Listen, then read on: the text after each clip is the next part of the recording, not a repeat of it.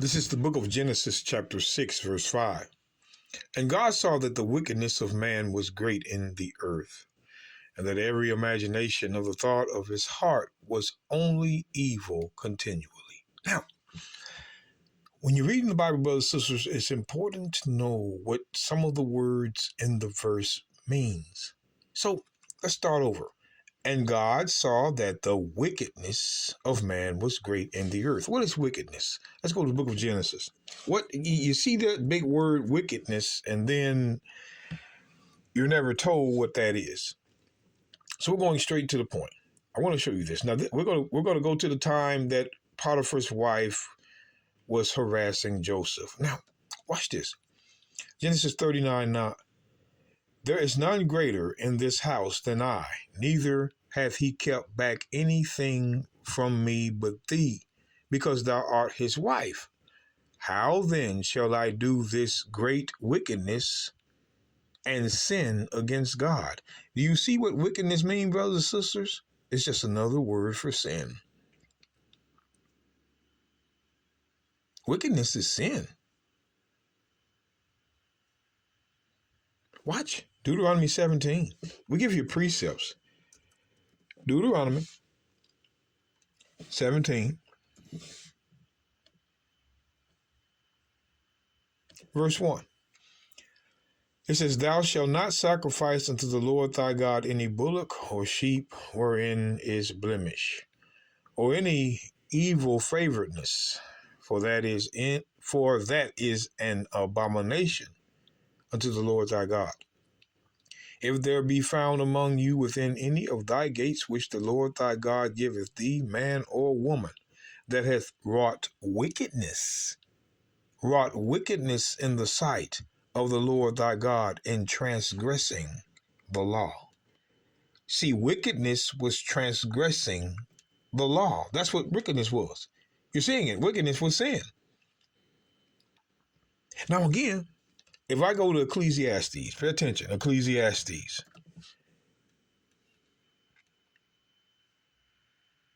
Because I want you to see this. Ecclesiastes chapter 8. Verse 12. Though a sinner do evil. Who does evil? Sinners. Though a sinner do evil 100 times, and his days be prolonged, yet surely I know that it shall be well with them that fear God. That fear God means to keep his commandments. It says, for them that fear God, which fear before him. What does it mean to fear God? Let's go right here. I love the Bible. The Christians just, man, I tell you what. Ecclesiastes 12, verse 13. Let us hear the conclusion of the whole matter. Fear God and keep his commandments, for this is the whole duty of man. Precept upon precept, brothers and sisters. You're seeing it. So those that fear God, they're not doing evil. But here, let's go back. I want you to see this simply because I want you to see these few words here. It says, though a sinner do evil 100 times. So we know that sinners, they're doing the evil. So again, when we go right back to Genesis, I'm doing this for a reason. The book of Genesis, chapter 6. And verse 5. And God saw that the wickedness, what's wickedness? Sin. God saw that the sin of man was great in the earth, and that every imagination of the thoughts of his heart was only evil continually. Now, what else was wickedness, brothers and sisters? Transgression of the law. You can't have wickedness without transgressing the law, which means it was a law in Noah's time.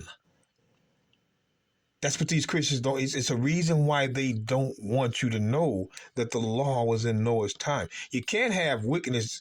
Genesis 39:9. How should I do this wickedness and sin? Sin. It's telling you right there. Sin was before Moses. So what wickedness would Joseph have done with Potiphar's wife? Adultery. That's letting you know. Fornication, adultery. That's letting you know that the 10 Commandments were before Moses. But they try to get you to think it's not. God saw that the wickedness of man was great in the earth, and that every imagination of the thought of his hearts was only evil. Who does the evil? Sin.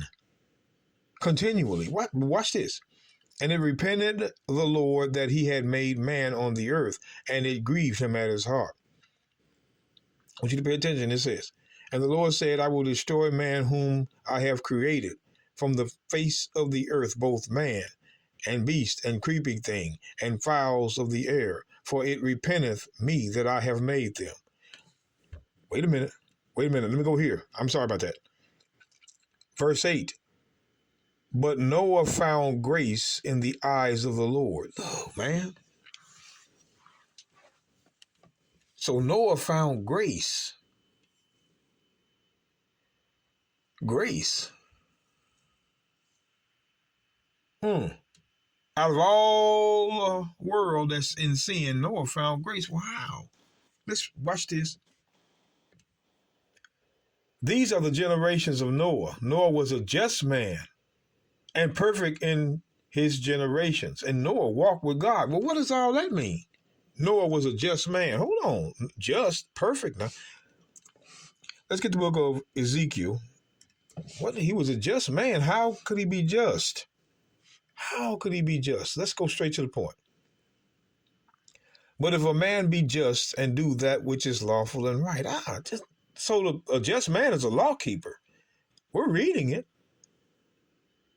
Ezekiel 18:9 has walked in my statutes and have kept my judgments to deal truly. He is just.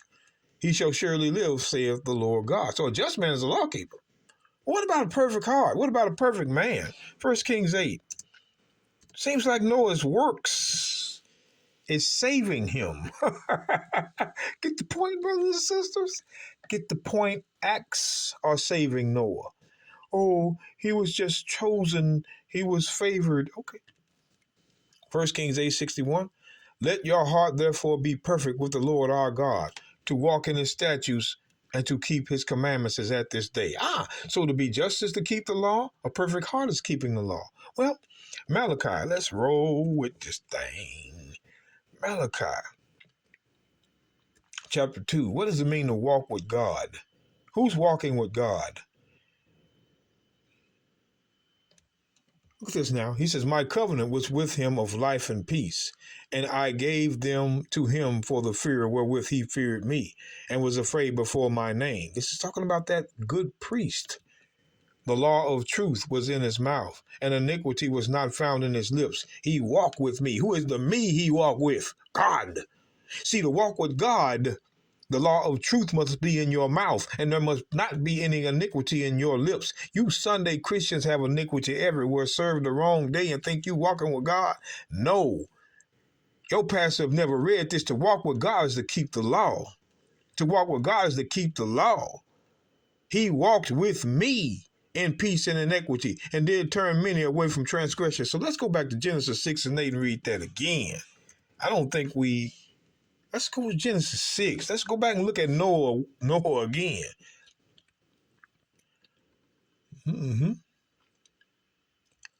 But Noah found grace in the eyes of the Lord. So Noah found grace, but he just didn't find grace in the eyes of the Lord for nothing.